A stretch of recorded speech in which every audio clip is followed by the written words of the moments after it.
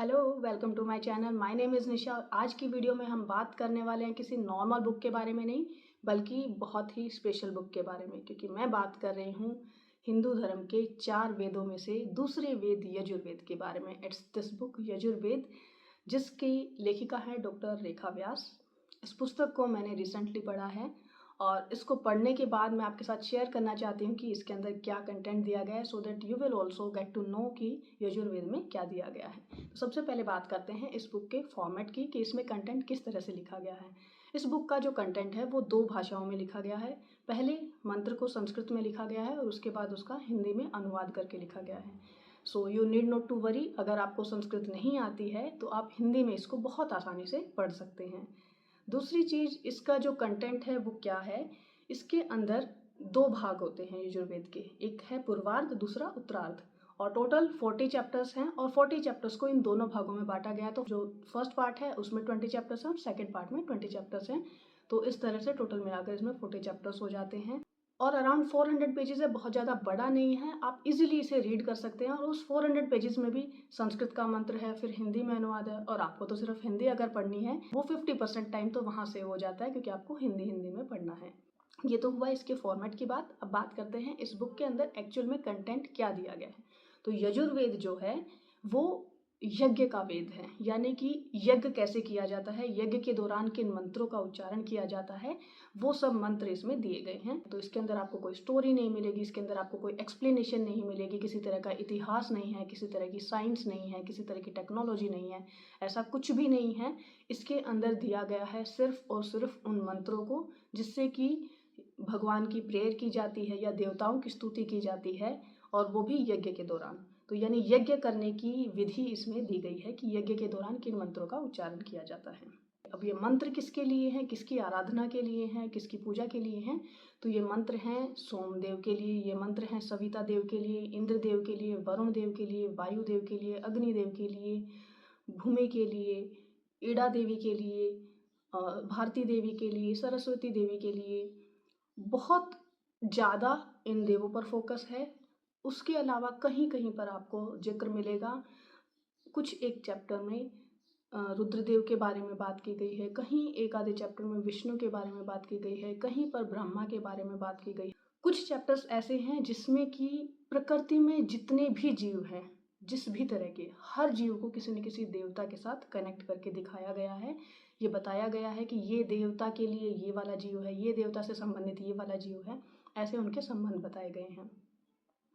जिससे कि मुझे लगता है उन सब जीवों की इम्पोर्टेंस को बढ़ा दिया गया है, या फिर ये दिखाया गया है कि हर जीव जो है वो भगवान से किसी न किसी तरह से जुड़ा हुआ है।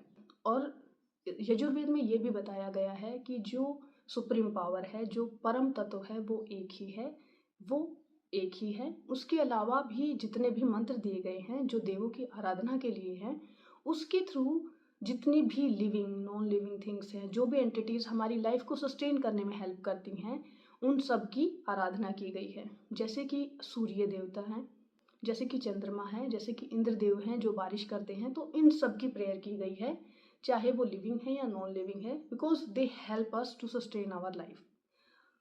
अब बात करें कि मैंने इस बुक से क्या लेसन लिया है, तो मैंने इस बुक से यही लेसन लिया है, to be thankful and to be grateful for each and everything in my life, क्योंकि वो किसी न किसी तरह से मेरी लाइफ को और ज़्यादा बेहतर बनाने में हेल्प कर रहे हैं।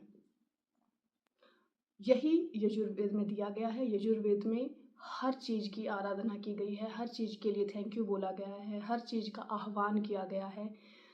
जो 5 मेजर तत्व हैं हमारे, पृथ्वी, अग्नि, जल, वायु, आकाश, इनका आह्वान किया गया है, इनके लिए थैंक यू बोला गया। सूर्य देव हैं, चंद्रमा है, इनके लिए थैंक यू बोला गया है, इवन वनस्पतियों के लिए थैंक यू बोला गया है। अब बात करें कि ये बुक आपको रीड करनी चाहिए या नहीं। तो सबसे पहली बात तो, अगर आपके अंदर भी मेरी तरह क्यूरियोसिटी है तो आपको ये बुक डेफिनेटली रीड करनी चाहिए, क्योंकि मेरे अंदर बहुत लंबे समय से क्यूरियोसिटी थी। मैं बहुत समय से चाहती थी कि मैं वेदों का अध्ययन करूं, पर मुझे समझ में नहीं आ रहा था कि कहाँ से, किस लेखक की पुस्तक मुझे उठानी चाहिए जो मुझे समझ में भी आ जाए, जिसको मैं रीड कर पाऊँ ईजिली। तो ये बुक कुछ समय पहले मेरे सामने आई and I am very grateful, I am very thankful कि मैं इस बुक को रीड कर पाई, क्योंकि इस बुक को रीड करने के बाद मुझे समझ में आया है कि यजुर्वेद में क्या कंटेंट है। तो अगर आप भी जानना चाहते हैं कि वेदों में क्या कंटेंट है, then definitely you must read this book so that आपके अंदर किसी तरह की कोई भ्रांति ना रहे।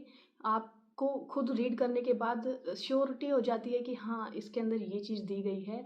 लोग आपको गुमराह नहीं कर सकते, कुछ भी आपको बोल नहीं सकते कि वेदों में ये दिया गया है, वो दिया गया है। जब आप एक्चुअल में उस कंटेंट को पढ़ेंगे देन आपको पता है कि सच्चाई क्या है। तो सच को जानने का सबसे अच्छा तरीका है कि खुद आप उसको रीड करें। दूसरी चीज़, ये जो कंटेंट है ये उनके लिए अच्छा है जो ईज़ी टू रीड लैंग्वेज में पढ़ना चाहते हैं। अब इसमें संस्कृत के मंत्र दिए गए हैं, फिर उसको हिंदी में अनुवाद करके लिखा गया है। हिंदी बहुत ईज़ी है, आप उसको ईज़िली रीड कर सकते हैं। बट प्रॉब्लम क्या आती है, कुछ-कुछ जगह पर ऐसा होता है कि उस हिंदी के पीछे की एक्सप्लेनेशन नहीं दी गई है, जिसके कारण हम समझ नहीं पाते हैं कि उसका एक्चुअल में मीनिंग क्या है, क्योंकि इन चीज़ों के पीछे बहुत गहराई छुपी होती है जो हमारी समझ में आसानी से नहीं आती है। तो बहुत कॉम्प्लिकेटेड नहीं है और रीड करना ईज़ी है, पर समझना शायद इतना ईज़ी नहीं है।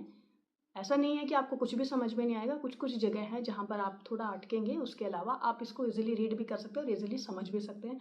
तो अगर मैं बात करूँ कि आपको रीड करनी चाहिए या नहीं, तो definitely you must read this book. आपको रीड करना चाहिए और रीड करेंगे तभी आपको पता लगेगा कि वेदों में क्या दिया गया है। और मैं भी बाकी बचे 3 वेद भी पढ़ना चाहती हूँ और उसमें क्या कंटेंट है वो भी मैं डेफ़िनेटली आपके साथ शेयर करूँगी जैसे मैं रीड करती जाऊँगी। And this is an honest review, क्योंकि मैं बरगलाना नहीं चाहती हूँ, मैं कुछ भी एग्ज़ैरेट करके नहीं बताना चाहती हूँ कि वेदों में ये दिया गया, वो दिया गया है। जितना मैंने पढ़ा, जितना मेरी समझ में आया, वही मैं आपके साथ शेयर कर रही हूँ। So that's it for today's video. फिर मिलेंगे किसी अच्छी सी वीडियो में। Till then keep reading, keep learning. Bye bye, take care.